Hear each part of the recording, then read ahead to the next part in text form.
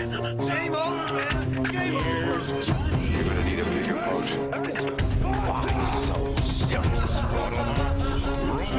I am Iron Man. This is a tasty burger. Welcome to the In Session Film Podcast.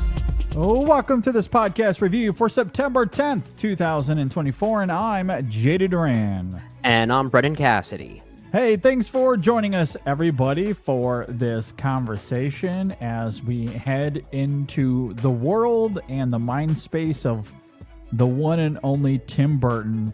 The Afterlife. Who is a unique voice in the history of Hollywood. We did talk about him briefly on the main show this last week, episode 601. If you want to go and check that out, it is available right now. We didn't have too much time to get into it because our fall preview ran so long, but we've talked about Burton in the past before as well. Yeah. I did look up on the website that we have at the very least done our top 3 Tim Burton scenes, but we have talked about him. We've reviewed many of his films over the years. We are fans. He used to be a great work. filmmaker. Yes. And I guess the TLDR for episode 601, in case you haven't had a chance to listen to that yet before jumping into this podcast review here. His early work, great. There's a middle stage that is a little hit or miss. Still some good movies in that second act. And then the last decade leaves a lot to be desired. The 2010s are definitely a purgatory of sorts. Yes. So here he is jumping into a sequel to one of his own movies. 36 years later. 36 years later. And he's talked about how this has given him those creative juices back. He felt inspired to do a sequel to Beetlejuice, which is exciting. We'll talk about how effective that may or may not be. But he's felt pretty excited about this for quite a while. I think this film has been in development for some time, if I'm not mistaken. And now he finally had the urge to do it in the way that he felt was best for his own, I guess, rebirth of sorts as a filmmaker. I do wonder if this is the start of a Tim Burton-assance. We always say those words. Tim Burton never went anywhere, but the Tim Burton that you and I love, that many people love, we haven't seen in a long time. And many people are saying this is showing signs of the classic Burton that we used to love. Yes, absolutely. And I look forward to talking about that and to speak to what Brennan was saying as far as how this has been in development for some time. Technically speaking, that goes all the way back to 1990. Right. Where there were 2 scripts commissioned for a sequel. Obviously, they did not come to fruition. Wasn't one involving like Beetlejuice going to Hawaii? Yep. Or something one like of that? them had Hawaii involved. Yes. I don't know all of the details. I kind of want to see that goes movie. into that. But yeah, I think it was titled Beetlejuice Goes Hawaiian was one of those scripts. Obviously, he does wear a Hawaiian shirt, so I guess there is a little bit of a callback to that. Yeah, exactly. So yes, this has been in the works for a little while, but here we are in 2024 getting a sequel to Beetlejuice. We would be remiss, Brendan, if we did not bring up that original Beetlejuice, which certainly helped launch Tim Burton's career in a fascinating way. Pee-wee's Big Adventure was a good movie. That was his first. And then Beetlejuice really took a whole nother level for Tim Burton. Michael Keaton as well.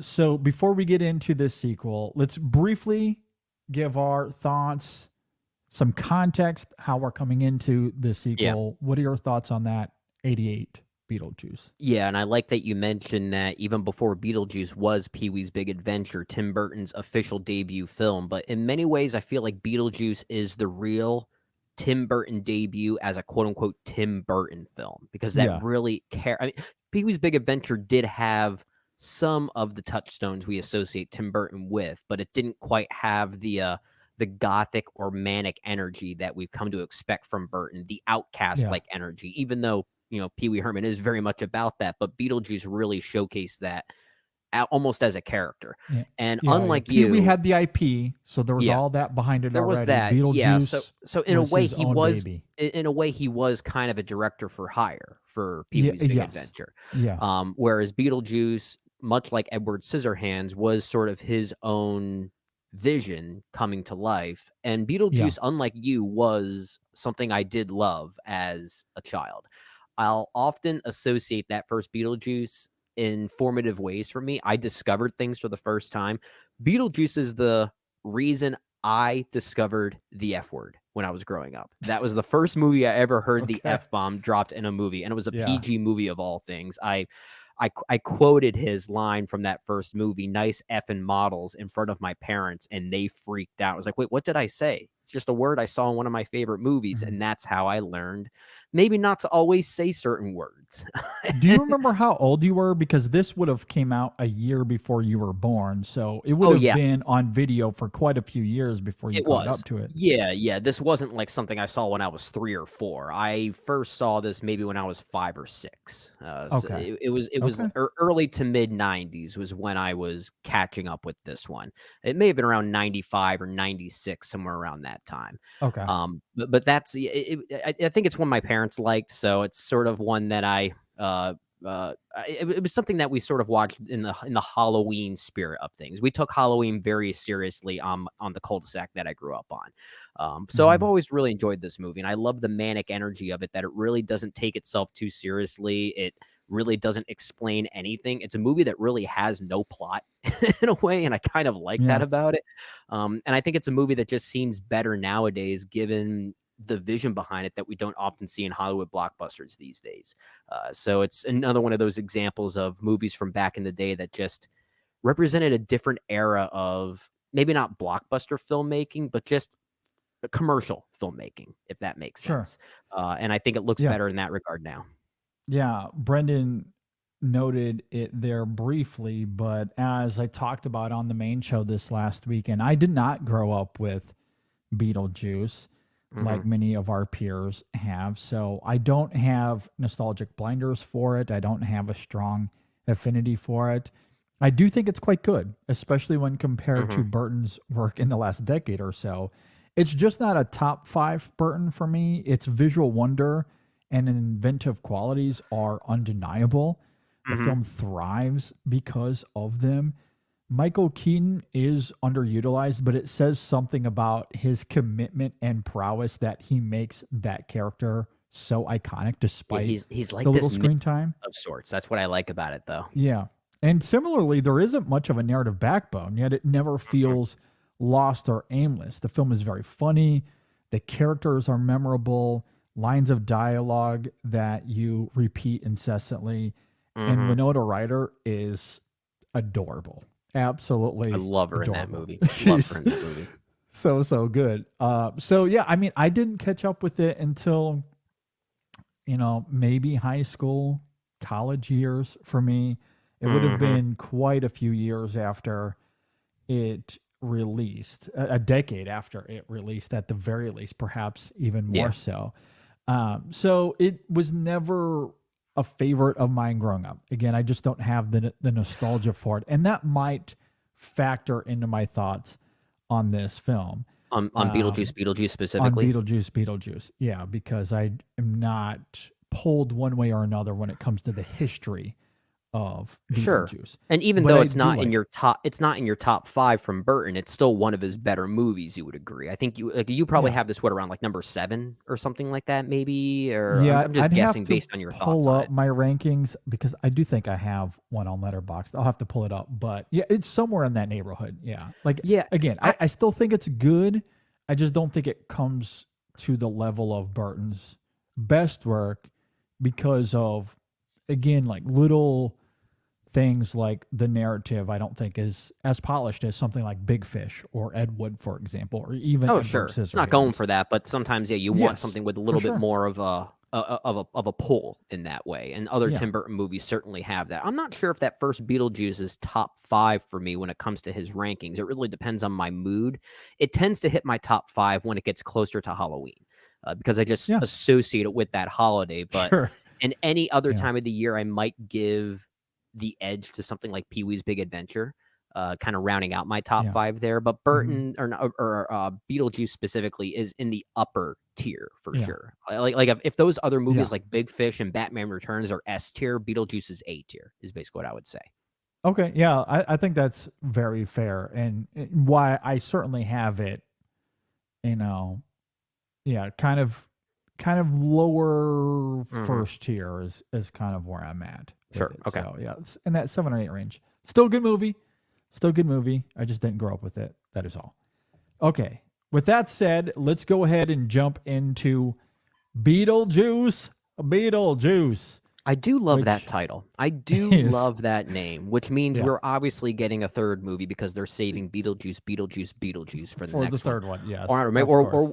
or will they just be stupid with it and call it like Beetle Thrice or something like that? Beetlejuice.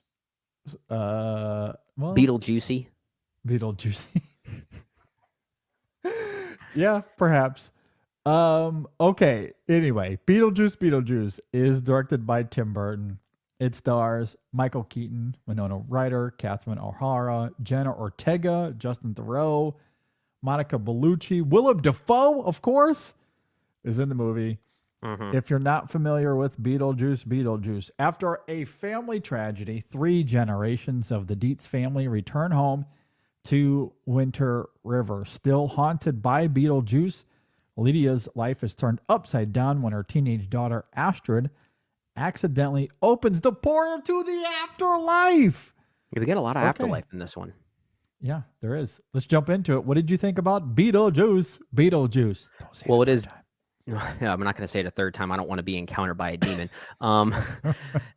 It is definitely Tim Burton's best movie in like 15 years at the very least. Which means Yeah. I thought it was okay. Yeah, I know a lot of people are really going for this one, and I'm not quite there, but I can understand why people are loving this one. Even the box office numbers are surprisingly great. It I did think very well, quite well. yeah, Yeah. 110 million just domestically, I think, and this movie is around $100 million budget wise, so it's already surpassed that just in its opening weekend. That's great. I saw this at a really odd time in the afternoon. The theater was packed. It was full, and I did not expect that. I thought I was going during one of my off hours to see this in a smaller crowd, and that was not the case, but that was kind of an exciting thing to see that people are responding to this one. And it is one of Burton's, certainly his best movie in a long time, simply because of the commitment to practical. And this is something we talked about a lot during our Burton discussion on episode 601. And we started to sense this when he was making the show Wednesday with Jenna Ortega on Netflix. And I think Burton working with a more limited budget, I think, is starting to do him more favors in this modern age of filmmaking, especially with the way blockbusters are made nowadays. And at times, Beetlejuice almost looks and feels like what could have been a made-for-TV movie back in the early 90s or even 2000s, which might sound like a negative, but I kind of mean that as a compliment, maybe a backhanded compliment in ways. But I kind of appreciated how small that everything looked and felt here. I don't think it's a great movie all the way through, though. I certainly like that first Beetlejuice more, but I do appreciate that this sequel, despite how plot heavy that it is very meandering like that first film is. And it resolves threads in kind of silly ways that are almost self-referential. Like the movie actually does take its time to acknowledge how overstuffed that its plot is, which I kind of appreciated when, Jenna Ortega's Astrid says something like, "Oh, the afterlife can be so random at times." I sort of appreciated that. I just wish the first half in particular was I just wish that first half was, I guess, telling those plot points in a more interesting way. It's very much a lot of setup, a lot of people just talking in rooms, discussing where the story is eventually going to go. And I did find the first half here really tiring until it really starts kicking into gear in the second half, and then I was on board. So it took a while to get there, but when Tim Burton's manic energy really becomes front and center, I was really enjoying this thing. I just wish there was more of that to drive the movie in totality. Yeah, I don't know. Call me crazy, I guess. Maybe it's because I don't have nostalgic ties to that first Beetlejuice, but I enjoyed Beetlejuice Beetlejuice about as much as its predecessor. I think it is Okay. hysterical. Catherine O'Hara, shocking, I know, is absurdly funny. I was I think she's cackling the every standout. time she's on Yeah, I screen. think I think she's the standout here. My MVP for sure. She is Yeah. so good here. The film fervently adds more Michael Keaton, who is once again terrific, and I think it fully takes advantage of Beetlejuice having more of a role narratively. I love that, hmm as you were talking about there, Brennan Burton maintains the aesthetic ethos that we saw in that first film. They're clearly using more CGI this time around, but those hmm stop motion and grungy sensibilities are vividly rooted into the visual framework here. And I deeply admire that, especially when coupled with the film's expansive qualities. We do see Yeah. more of this world, which is expected as it is a sequel after all. hmm But like that first Beetlejuice, I don't think it holds your hand through any of it. And when it does offer up any explanation, it is through the deceased book, as we saw in that first Beetlejuice. At hmm various points, we see a trap door. There's an escape that takes place. We see characters frozen. Some become slop on the floor, and you just have to go with the film. None of We it get another is musical number explained. here as we would expect, and there's no rhyme or Exactly. reason for it. And I think the musical number here might even be better than the one we It's got. really So great. I if we are agree. if we are gonna Yeah. talk about hot takes here, the fact that you like it just as much as the first one, I'll say I think the musical number in this one might be better than Deo in the Which first movie. is pretty iconic from that first film. Yeah. So that is certainly a hot take indeed, but I might be hmm there with you. There is more plot here. There are higher stakes, even more of a hmm thematic through line, I would argue. So I think the film gets to have its cake and eat it too. It's able to build upon its predecessor without getting bogged down in lore and sequelitis flaws. It's not perfect by any means, but I hmm think its blemishes are its own, not because it's a sequel. And I will take that 1,000 times over a lot of other sequels that we Yeah. get these days, whether Yeah. they are immediate or these legacy sequels. I love Burton's approach here. He does such a great job of keeping this film within its own framework. So when it does stumble, it's because of what it's doing on its own terms. And you just don't see that often. Yeah. And I think Yeah. as a result, I really Which fell for its spell. Yeah, which is fair. It does. It very much feels like a Tim Burton film, and not the Tim Burton who directed Dumbo or Alice in Wonderland or anything Yes. like that. It certainly feels more in line with where he was potentially going after, let's say, Sweeney Todd or Corpse Bride or even Frankenweenie. This Yeah. almost feels like it could have been a next logical step after that era, as opposed to going to Alice in Wonderland and really losing himself along the way, as he has talked about as of late. Mhm. And really my biggest issue with the film, once again, I want to make this clear. I don't mind that there's more plot here. I think that's actually expected when you get a sequel that is going to expand on the world in some way.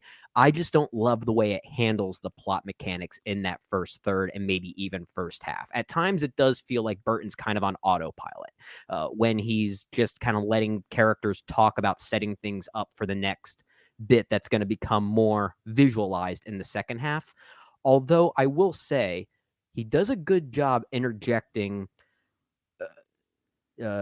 moments of humor that really took me off guard. If there's one thing about this movie that I'm going to remember for a while, this might have the best example of bringing back a character from a previous movie that's not played by the original actor for Yeah. obvious reasons. Yeah. Obviously, we're talking about Jeffrey Jones, who played Charles Dietz Yeah. in the first There's no movie, and secret he's not in it. Yeah. there's no secret he's not in it. And if you're film lovers like we are, it's not a secret as to why he's no longer working in Yes. Hollywood. Let's just say disgusting human being, right? Yeah. Uh-huh. But clearly this movie knows that, and they treat his reprisal here with a lot of anger. Like, they pick him apart so literally, and I've never seen an actor brought back into a movie like this by not bringing them back but also bringing them back. I don't want to spoil it, Yeah. It's hilarious. And most of this is within the first half. So while I am Mhm. criticizing the first half, there are moments that did genuinely make me laugh. I just didn't always love the maneuvering of those elements until we actually really enter the afterlife in the back half. And the movie just sort of lets everything loose and just it's basically like throwing darts at an afterlife wall, is how the movie feels like at Yes. times. And I weirdly appreciated that inventive energy. I do as well. I think what's really interesting about his death as well is that it was inspired by a dream that Tim Burton had, which I think adds an That's so interesting great. layer to And the to fact it that as it's well. animated is just, I love that. Yes, I love that. animated in a very Tim Burton way, which I just absolutely adore. Yeah. But what I love about that and what you're saying there, it does treat like the violence of it is indicative of an Mm, of righteous anger that you're talking about. mhm, But the film itself, I do think, is able to separate the performer from the character. And mhm. so the character still has this somewhat endearing presence in the film. He's only He in still has kind it. of an arc in a way. Yeah, exactly.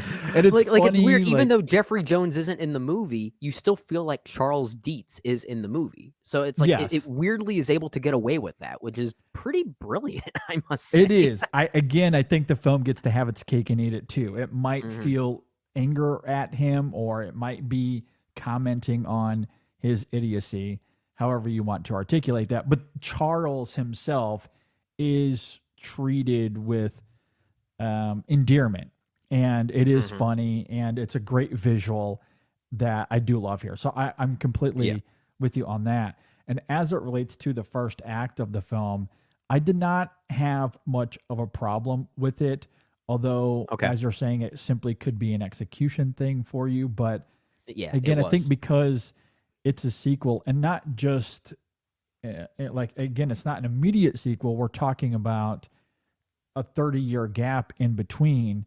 Mhm. The film has to take some time, and I'm glad that it does, because there is a version of this where it's more rushed, and I feel like the film stumbles more than it already does. But I Mhm. do like that it establishes that 30-year gap and the characters involved, who they are to each other, and why there is conflict. I didn't Mhm. need the film to rush any of that. It is a little slow, maybe a little too methodical for some, but I Mhm. had absolutely no issue with the film establishing where Lydia is now in her life, what her relationship with Astrid is, how Delia is involved as well, despite the death of Charles. Yeah. They're all still very much involved in each other's lives. And I like that the film is picking up 30 years later and taking its time to establish that specific dynamic. Yeah, Uh, because once the film goes, it goes, and it it doesn't slow goes. down, and there isn't any room for conventional characterization and emotion, which you don't really expect in a movie like this. But that's why I think that first act is important in establishing those things. So I didn't really Yeah, have much of an issue with it. I think the idea of that first half is important as well. I do agree with that, and maybe where I'm taking issue with it in the execution is it could also be maybe a performative thing. I'm not sure if every performance here is able to add the right kind of energy to overcompensate for that methodical slowness that you're talking about in the first half. Some of them are. I think Michael Keaton's very good at that. Willem Dafoe certainly has a lot of fun, and as you Hmm. mentioned, Catherine O'Hara is probably the MVP here. Um, I didn't always love Justin Theroux in this. He has a very He's particular the voice. film's biggest weakness. I do Yeah, agree with that. yeah, and I will say I didn't love Winona Ryder in this either. And Mm. maybe it's because from a script writing standpoint, I feel like Lydia is the one that's most saddled with the plot related dialogue, the exposition. Mhm.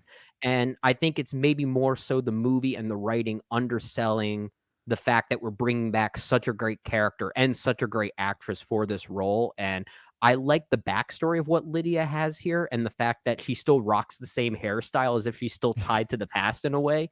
Like I kind Yeah. of I like the visual of it all, but I think sadly, Winona Ryder is saddled with the most Wikipedia-like dialogue, and I just don't know if Okay. she's able to overcome that. So I think it's less of a Winona Ryder thing and more so the script writing that she's been given here. Because a lot of the other people here I do like. I think Jenna Ortega is really charming, and Mhm. and where she has her own subplot here involving this boy that we won't get into, I actually thought was kind of endearing, Mhm. and mostly that's because of her. So I think that's where some of the first half did where I did struggle with it a little bit. I think it's in some of those components.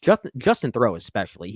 It's a very Yeah. particular brand of humor that he's bringing here, and you're either on board with it or you're not. And Yeah. maybe I just wasn't in the right headspace to really go for Yeah. that type of farce that he was going for.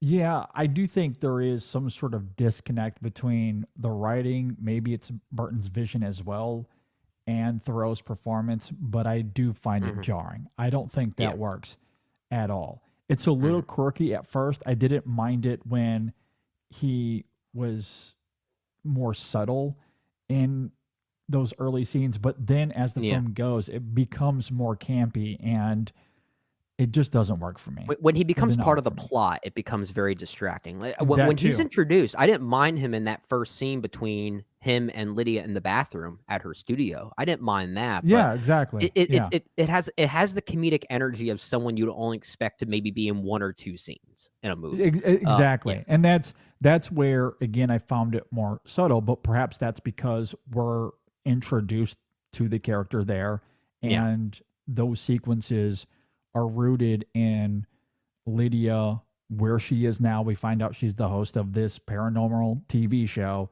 and Mhm. she has a moment of feeling haunted Yeah. and has to go to the bathroom. And so it's so much about Lydia in that moment that Mhm. he's not trying to overtake the moment, which Yeah. performatively I do appreciate. I Yeah. do love that But then he's he more starts to reserved there. overtake the moment as the I And mean, yes, and that's part of his character, I get that. I just don't think Thoreau is I don't think he's able to sell the right type of comedic timing to justify that character overtaking I the moment. agree. I agree. I don't think comedically he's able to land the joke, Yeah. and it just becomes more irritating as it goes than it is comedically. Which I guess is supposed to be the case, but I mean, Well, there's a and I fine guess line like between yeah, praising irritation because it's supposed to be irritating and then crossing the line to be so irritating you just can't deal with it anymore. And I think he yeah. does cross that line more often than he doesn't.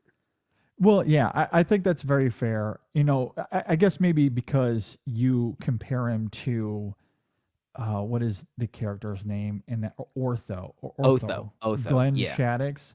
Yeah. That character is equally irritating in a similar kind of way where he's coming Yeah. in and he's trying to take over the house and I'm Yeah. gonna But he's kind of revamp. deadpan. That performance was a bit more deadpan and a bit more in the Yeah. background. Well, my point in that is to say Shaddix comes in and he delivers on the comedy. Like that Yeah. character is memorable, it's funny, it's great. And I'm not Mhm. saying that Thoreau has to be that exactly.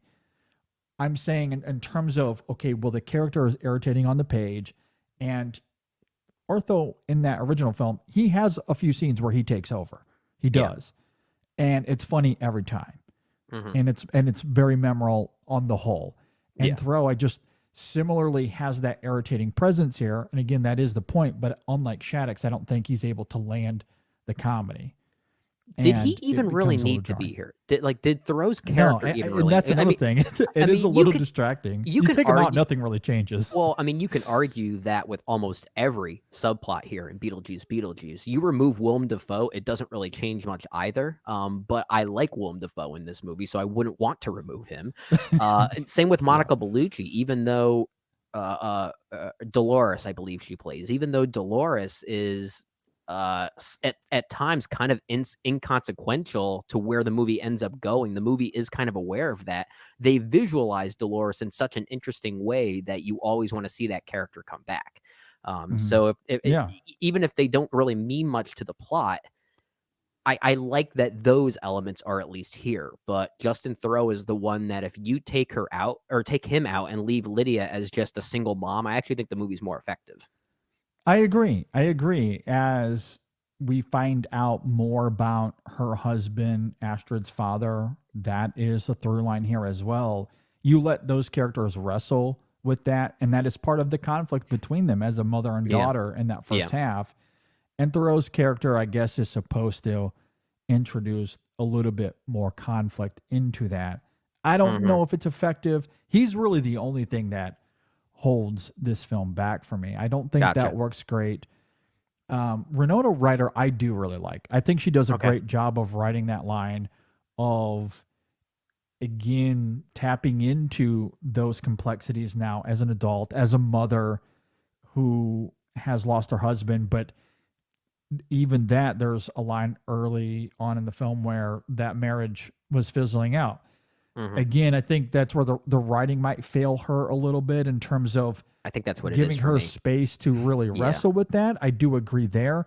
But I think as a performer, she makes that work for the character, and that I felt that struggle. Like, I think she gives credence to Lydia and how she feels frustrated perhaps by the fizzling out of the marriage, but also grief-stricken by the loss of her husband and the father of her daughter. Well, to prove that what you're saying is true, and where I do agree with you, and why it might just be the writing that fails her for me, because it's not Winona Ryder's performance. I think she's a very talented actress. There's a moment in Beetlejuice that I'll simply call the family reunion scene. That's all I'll keep it as. But I'm sure you know what scene I'm talking about. It takes place in the afterlife, but there's a brief moment with these three characters where there's no dialogue spoken whatsoever, and they just sit in silence and acknowledge each other. Yeah. And in that moment, I saw Winona Ryder's facial expressions and thought, okay, she's selling this. She's absolutely selling this, which gives credence to what you're talking about. Exactly. And I do wish that the screenplay gave more time to her in those early scenes to really grapple with that. But I think Ryder does such a great job of writing that line, but also making the film, or making the character, charming and compelling. She still has some funny quirks, especially when she's talking with Delia throughout that first half of the film as well. But I think she slips into the role quite impeccably. I do agree with you, though, the writing could have done a better job of giving her that space. But I think as a performer, she does a really great job. The other thing with the screenplay, and you kind of brought this up a moment ago as well, and this could be lofted as a criticism, but I kind of love the playfulness of it. And it is how this film is expansive, but in a way that like it runs through these plot lines rather briefly, but I do love how playful it is. So for example, you brought up Dolores. I love that character. We somewhat talked about Jeremy. We don't necessarily have to get into that character in too much detail. Yeah. But I don't mind the writing of that character, even if he doesn't smell or pass the smell test from the moment we meet him. Oh, it's obvious, but it's like Dolores, Jeremy is underutilized, but the purpose he serves in a broader sense as it relates to Astrid, I do think is effective.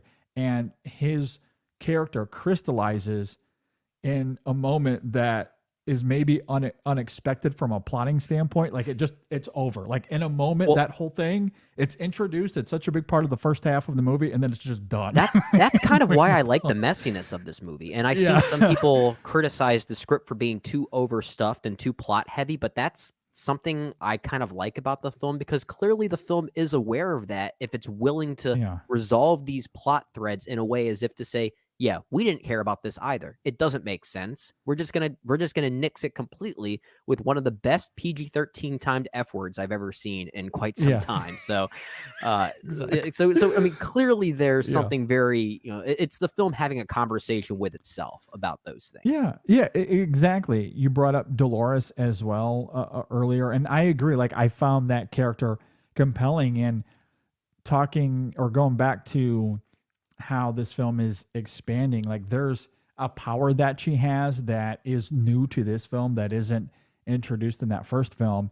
And again, I love how vague it is. We never really learn how or why she has this power, other than when she was alive, she was a part of some cult, but that is never really expanded on. Like, we don't really know what that means necessarily. What I do appreciate about this movie is that it understands the big difference between world building and lore building. And lore building is what this does not do. It's just simply visualizing and expanding on this world, but it doesn't have to explain anything. So you still find yourself sort of mystified by the way the afterlife operates. At one point, we see something, I think, in one of their newspaper magazines that the caseworkers are now on strike. It's like, well, what does that mean? Oh, it's just a thing. Who cares? So it's like there's still a lot of mystery in how this world operates and the machinations of it, which I did appreciate. I agree. I think Burton does a great job of maintaining the same ethos and vision of that original one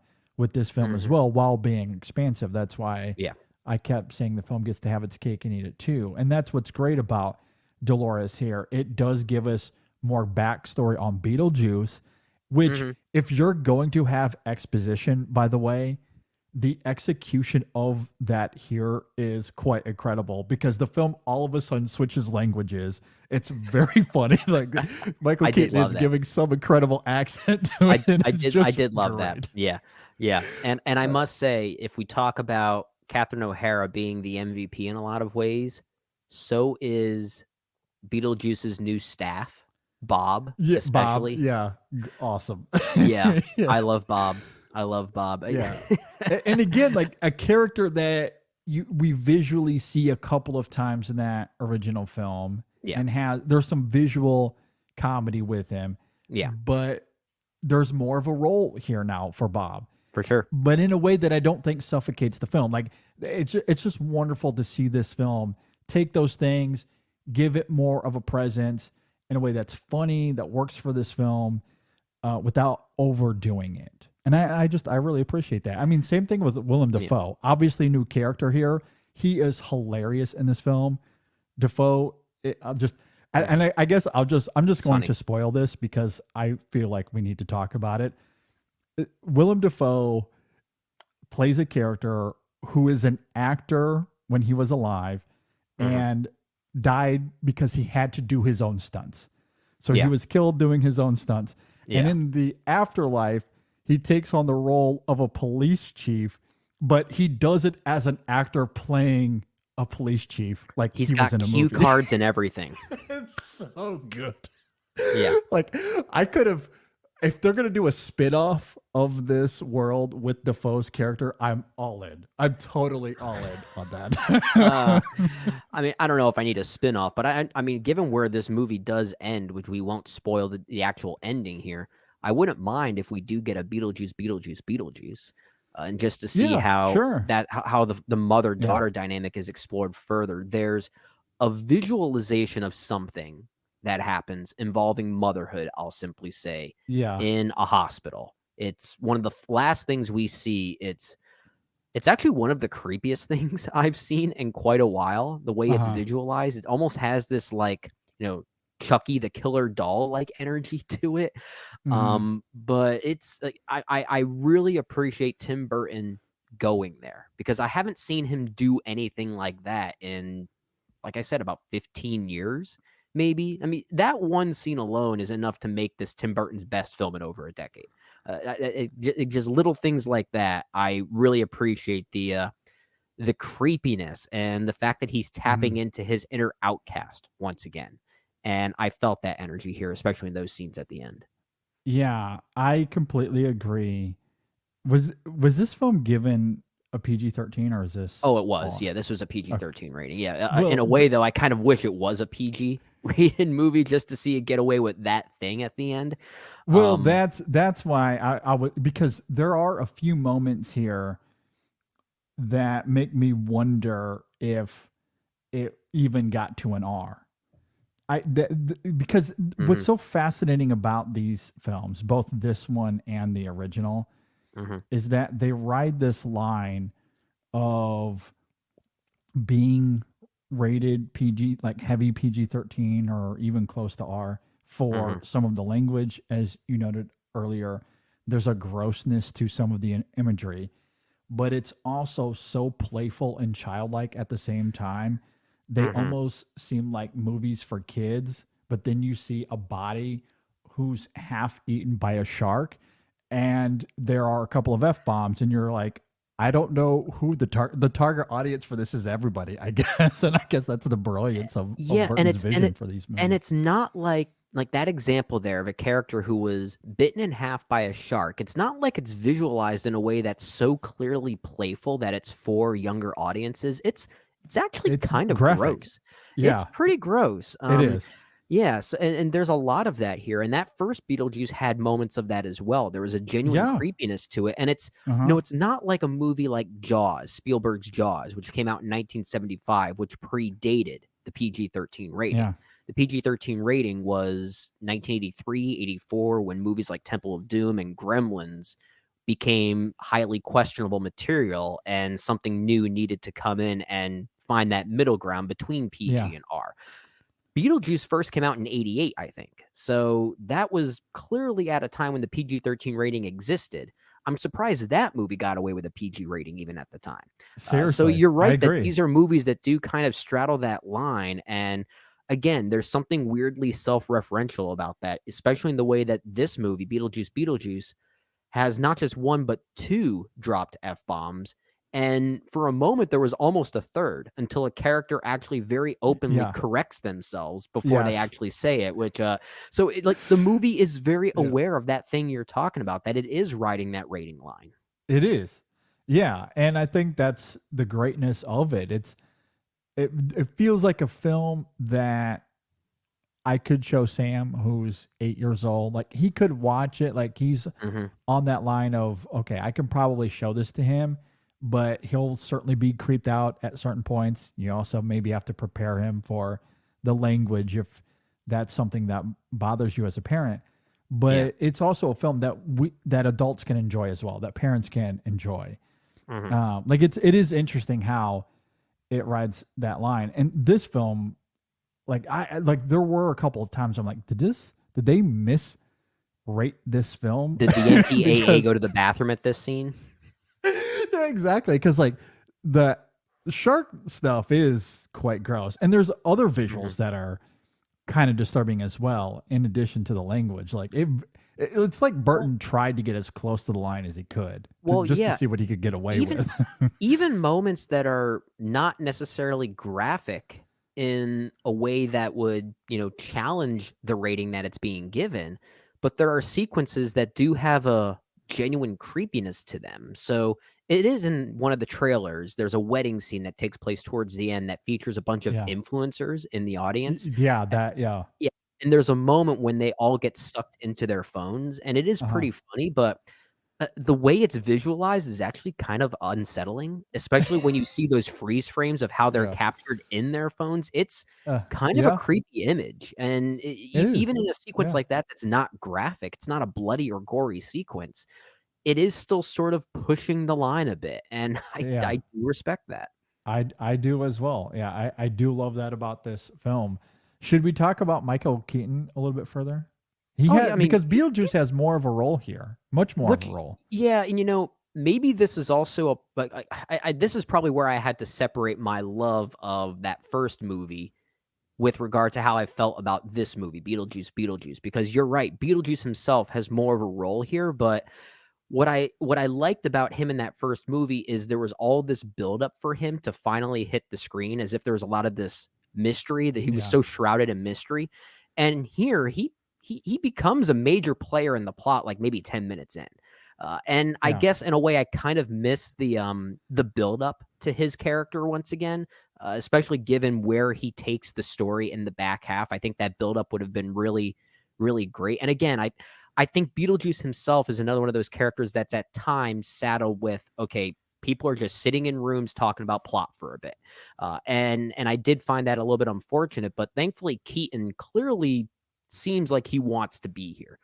So that's enough to at least save most of those things for me. And then when we get to the back half, he is fully committed to taking on Beetlejuice once again, and he brings the energy back for sure. I think what's great about the film, I didn't mind the opening of the film as much as you did for the reasons we talked about, but the film very much interjects with Beetlejuice to maybe give the film a little bit of energy and to move away from that, what I think is necessary setup. Sure. But it does give the film a burst of energy for a moment. And what's interesting about it for me as well is that Beetlejuice, despite having more screen time here, is essentially doing the exact same thing. Like there's nothing love different that. about it. Like it's just him doing the same. He has the same goal. nonsense. He has the exact same goal. The once exact again. same goal. I mean, yeah. I get. Is it even a spoiler to say that the climax to this movie is the exact same climax to the first Beetlejuice? Yeah, I mean, if it is, spoiler alert, I guess. But for everything that is expansive and new and different, and there is plenty of it, the fundamental core of this film, from an A to Z perspective, is essentially the same. Well, yeah. I think what is different, though, and you did mention this, that maybe this film has a bit more of a thematic backbone when compared to the first film, because even though the narrative is more or less the same, at least from Beetlejuice's own perspective and what his goals are, there is more emphasis on why those either trapped in the afterlife or in some type of purgatory are trying to break back into the living world, like the why that is. And I think the film has more of that idea on its mind than maybe the first film did. Absolutely. I think there's an emphasis of that, and not just with Beetlejuice. There are certainly other characters that tap into that idea. Yeah, and the I Jeremy also think character of- especially. Exactly. 100%. And I also think of Lydia and her arc here in terms of her relationship with Astrid and how that evolves.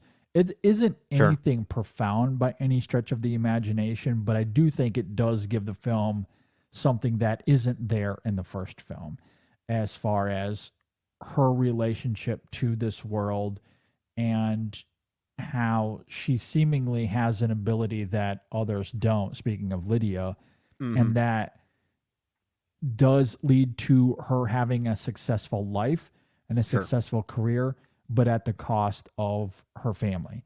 And that's something that has to change for her throughout this film.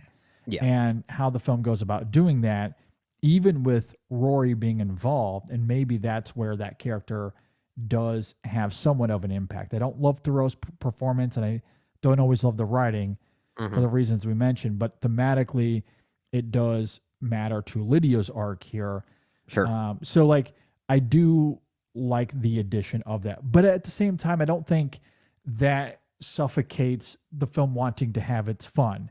And like, there's just enough of it there that it gives way for some really, like we talked about that whole escape sequence. You mentioned the trio having their moment, and that is one of the best moments of the film. But yeah, it's kind of sweet. It's kind of sweet. It is great. But even the moment right before, where, again, speaking of the world building, there's a whole section of this underground afterlife where Astrid is about to find herself on the Soul Train, and there's an interesting moment of vigor there. But I I didn't love the Soul Train joke that much. I thought that was a little too easy, if I'm being honest. Perhaps easy, but I understand why it's there. My point isn't to get into the nuances of that, but rather the dramatic urgency of it. So Astrid finds herself in this position where once she goes, she's gone. There's no getting her back. So Lydia has to reach out and find her before that happens. And that is also, again, a great moment that is derived from that thematic undercurrent that I do like in this film. So like it does render these really great moments of character and this family dynamic that I do think is really great. Again, without getting too into the weeds of it. Like it's a nice little balance from all of the campy, weird things that make these movies what they are.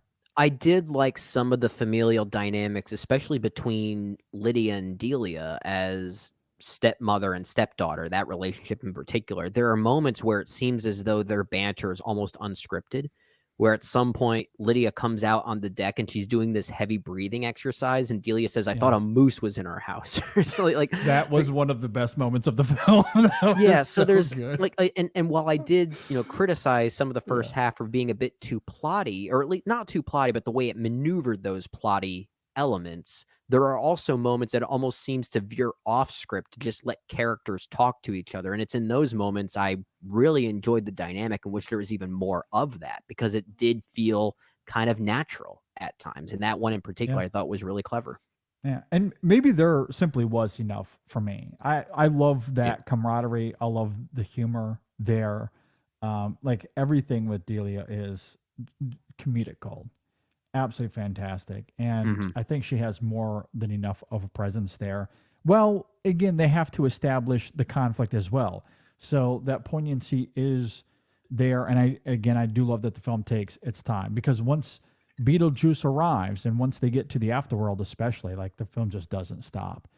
And I had a lot of fun in all of that. Don't get me wrong. I did too. But I think Burton takes the right approach. I think it was necessary, even if it is a little mundane. I think it's necessary, and I think he does his damnedest to make it work, especially when you interject Catherine O'Hara into the film. Anytime you do that, you're going to get something incredible. I mean, out of it, she's and one of the funniest women on the great. planet. So exactly. It's incredible. Like, I don't even know how old she is, but like, she just hasn't changed. She's been in the industry for 50 years, and just, oh my gosh, incredible. yeah, Like, just absolutely nailing it. Like, just hasn't slowed down at all. And God bless her. She's 70 years old, and still she's one of the funnier best. now. Weirdly, I think She might be. Yeah. But then again, my upbringing was associating her with not just this movie, which was kind of a weird one for her, because you also compare this to, the motherly dynamics of Home Alone, which are a very different type of energy, and a lot of Very people grow up different with that. energy. Yeah, I think in a way, Schitt's Creek was perhaps the thing that really put her back on the comedic map, and she was able to tap into something really unique there, and hasn't really been able to leave anyone's mind after being in that show there. But she's great here, easily the MVP for sure. Yeah, absolutely fantastic. Do really love her. Any other final thoughts you have on Beetlejuice?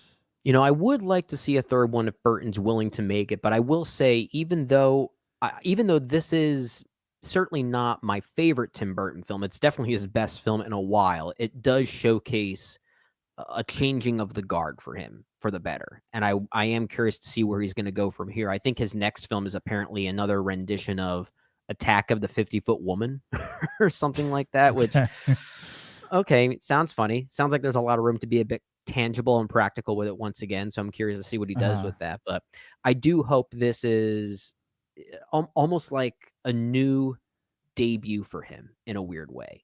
Like he's trying to find those roots once again, because I he's definitely doing things that I used to love from him that we just haven't seen in a while. And that's really refreshing to see. He definitely felt inspired to me. I really like this film a lot. Again, I don't have any sort of nostalgic tie to the first one, so take that for what it's worth. Sure. But I did very much enjoy this about as much as I did that first film. It's really funny.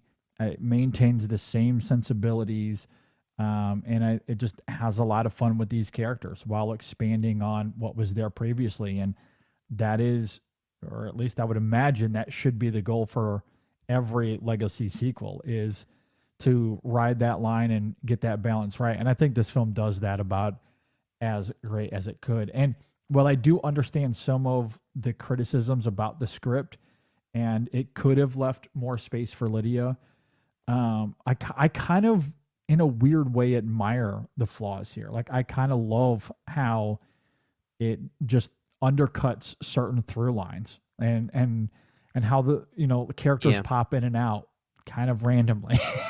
What did you think about the way this film tells us that Alec Baldwin and Gina Davis are not going to be in this one? Yeah, and again, like, one, it establishes the idea that these souls can move on. And so, like, it treats those characters with reverence. They're not there at the house. And again, maybe that simply comes back to why I love writer's performance, even on those early scenes, because as she says it, there is like there's this earnestness, almost like this. She says it with a tender quality that I really love. So, and it also, again, kind of foreshadows some of the drama that we see later on in the film, as it's far also as how these, dead souls move on. It's also simultaneously self-referential in a similar way to how they treat Jeffrey Jones, just for different reasons, because clearly Baldwin and Davis are not back for this one. So what does Lydia say to her daughter? Something like, oh, those ghosts are no longer here. They found a loophole and they moved on. And then Astrid's response is, oh, how convenient. So there is, again, the movie kind of having a conversation with itself about those things. Yeah, and I think it very much works here. Like it works as foreshadowing. There's certainly a meta-ness to it at all as well, but there's also the conflict between Astrid and Lydia, and Astrid not believing anything she says. So like I think it works on all three of those fronts. So yeah, I certainly didn't have an issue with that at all. I do really like that about the film. If we do get a third movie, I will say this, because of the film's thematic through lines, I think it ends in a way where if we never came back to Lydia or Astrid again, I'd be perfectly fine with that. And I think a third movie should take place completely in the underworld, and it should be a buddy cop movie of Beetlejuice and Defoe's Wolf character, and them trying to stop whatever shenanigans are happening in the underworld. Beverly Hills Beetlejuice is what I want to see. Exactly like Beverly Hills Beetlejuice. Maybe that's what they should call it. I'd see that. I'd see that one. Like that's what I want to see. Like I don't even think we have to go back to Lydia or Astrid. They're great. I think those characters are crystallized. Let's just go completely bonkers in the underworld. That's what I want to see next. With those two specifically. Okay. I mean, I'd see that for sure. Yeah. Willem Dafoe's a lot of fun here. Absolutely. Speaking of characters that come in and out, Danny DeVito is in the movie for about 25 seconds, which I just thought was awesome. Yeah, it's a great cameo. Again, a moment, well, really two moments that straddle that line between PG-13, and R. Yeah. The way that some of those characters are soul sucked. The visualization is pretty gross. I did not expect that. I agree. Again, this film kind of rides that line wonderfully. So yeah.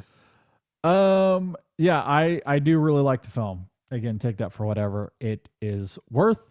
But if you agree or disagree with anything we had to say here, please leave a comment below. If you're watching on YouTube, reach out to us on social media. If you're listening on Apple Podcasts or Spotify, you can email us insessionfilm@gmail.com. As I noted earlier, episode 601 is available. If you want to go and check it out, we talk a little bit more about Tim Burton. We have a fall preview. It was a great time. Yeah. So go and check that out. And then we'll also have a review coming tomorrow, or depending on, when you're listening to this, the same week as this episode. Yeah. We're going to be talking about Jeremy Saulnier's Rebel Ridge. So go check that out as well. Absolutely. Brendan, any final thoughts before we get out of here? See what happens here. In session film. What happens if you say us 3 times? Maybe we get sucked into our computers. Oh my gosh. I don't want to do that. That's what Beetlejuice does to us. I don't know. Oh, great. He probably sees us as influencers, just like those people in that church. Yeah, exactly.